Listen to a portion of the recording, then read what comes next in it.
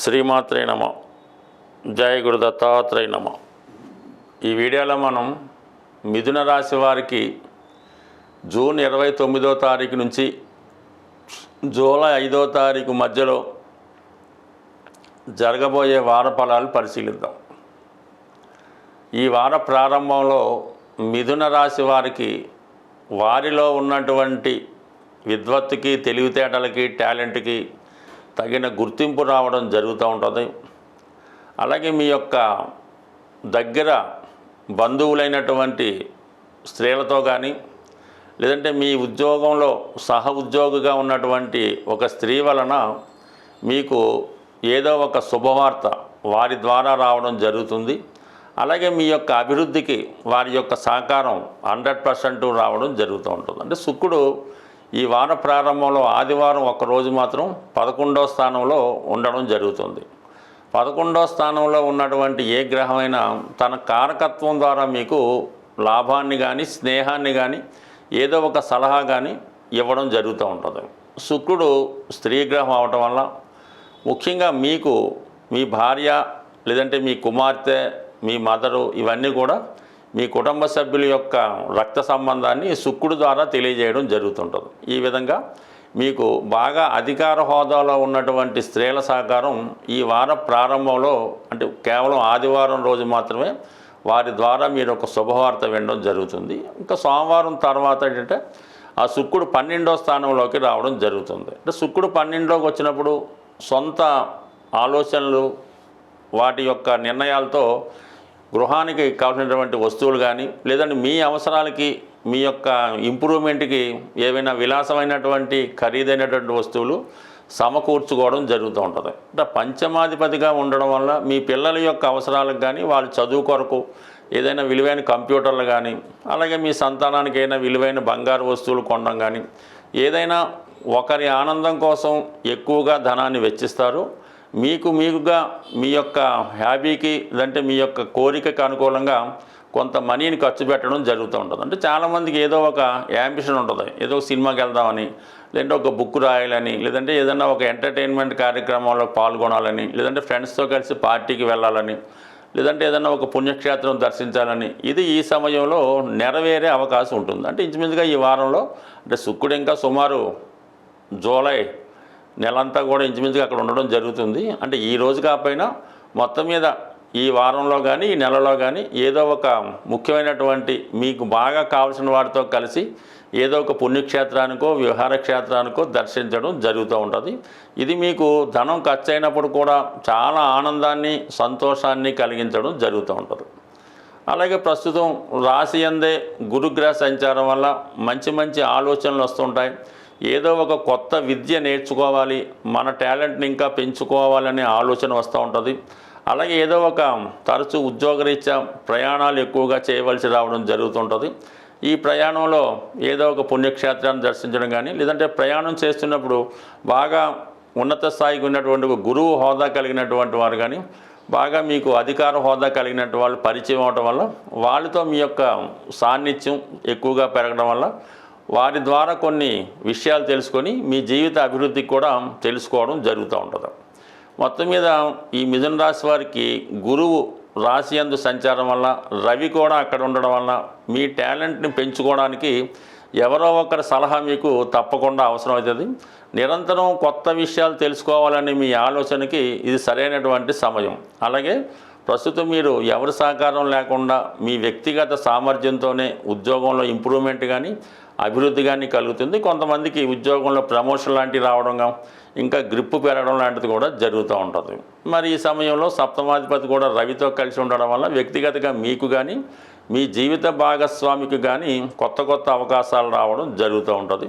మొత్తం మీద రాష్ట్రాధిపతి ధనస్థానంలో, కుటుంబ స్థానంలో ఉండడం వల్ల, చతుర్థాధిపతి ధనస్థానంలో ఉండడం వల్ల ముఖ్యమైనటువంటి మీ బంధువులు, అంటే మీ మదర్ కానీ, అలాగే మీరు ఎవరైతే బాగా ఇష్టపడుతుంటారో వారు ఈ సమయంలో మీ కుటుంబంలోకి వెళ్ళడం, కుటుంబం అంతా కలిసి చాలా హ్యాపీగా, ఎంటర్టైన్మెంట్గా ఈ వారం అంతా గడపడం జరుగుతూ ఉంటుంది. బట్ ఏదైనా మన మిథున రాశి వారికి మనం అనుకున్న కార్యక్రమాలు నెరవాలంటే ఈ రాశివారు ఈ వారం అంతా కూడా లక్ష్మీ అమ్మవారి అనుగ్రహం తప్పక పొందవలసి ఉంటుంది. ఆమె యొక్క అనుగ్రహం కోసం కనకదార స్తోత్ర పారాయణ కానీ లక్ష్మీ స్తోత్రం కానీ పారాయణ చేయడం, వీలైతే ప్రతిరోజు ఏదైనా అమ్మవారి ఆలయ దర్శించడం, ప్రత్యేకంగా మంగళవారం కానీ శుక్రవారం కానీ అమ్మవారి ఆలయం దర్శించి అమ్మవారి ఆలయంలో దానిమ్మ పండు అంటే ఇప్పుడు ఒకటి ఇవ్వకూడదు ఎవరికన్నా, 2 కానీ 6 కానీ దానిమ్మ పళ్ళు అమ్మవారి ఆలయంలో ఇవ్వడం వల్ల చాలా కాలంగా పెండింగ్లో ఉన్నటువంటి మీ కోరికలు నెరవేరే అవకాశం ఉంటుంది. స్వస్తి.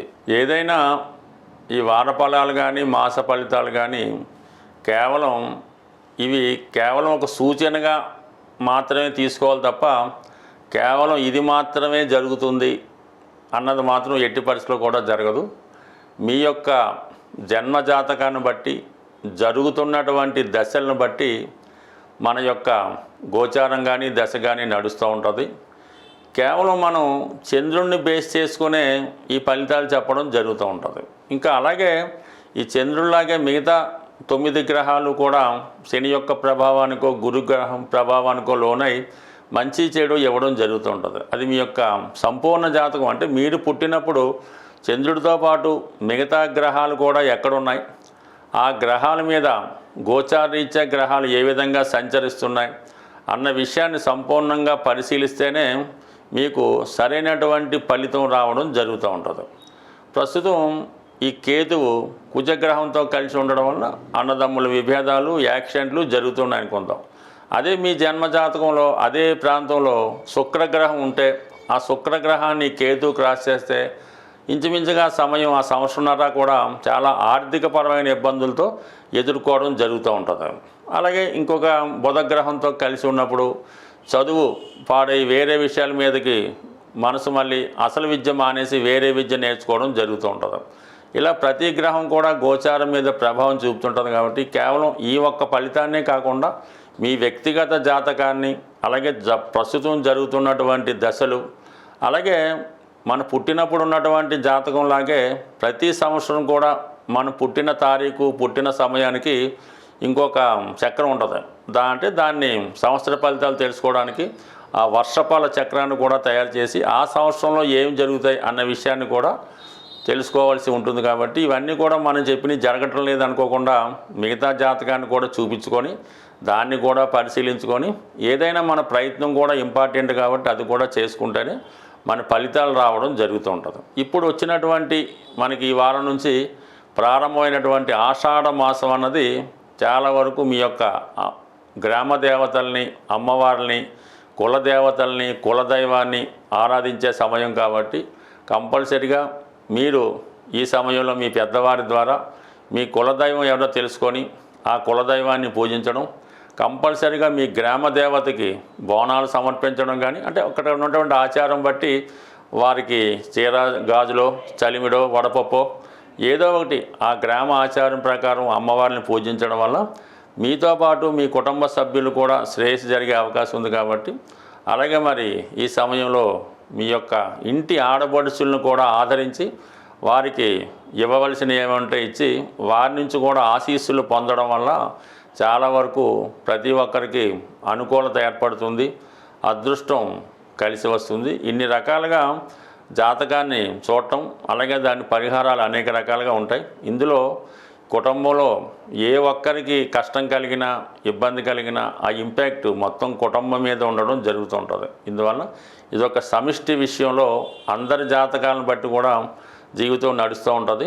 ఇవన్నీ పరిశీలించుకొని ఎవరైనా మీకు చిన్నతనం నుంచి చూసినటువంటి ఒక గురువో, ఒక పంతులు గారో, ఒక ఆచార్య గారో ఉంటే వాళ్ళు జాగ్రత్తగా చూపించుకొని నిస్వార్థంగా వారు చెప్పే ఫలితాలు తెలుసుకుంటే ఏదో విధంగా, అంటే ఏదైనా మీరు మారాలి, మనం మంచి వైపు వెళ్ళాలి అనుకున్నప్పుడు దాన్ని పాటించడం మంచిది.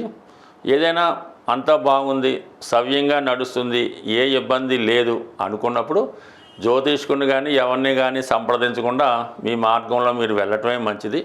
ఏదైనా ఇబ్బందులు వస్తున్నప్పుడు ఏదో విధంగా ఆ సమస్యని పరిష్కరించుకోవడానికి ఎవరో ఒక గురువుని ఆశ్రయిస్తే అది కొంతవరకు ఆ సమస్య పరిష్కారానికి మార్గం దొరుకుతుంది. స్వస్తి.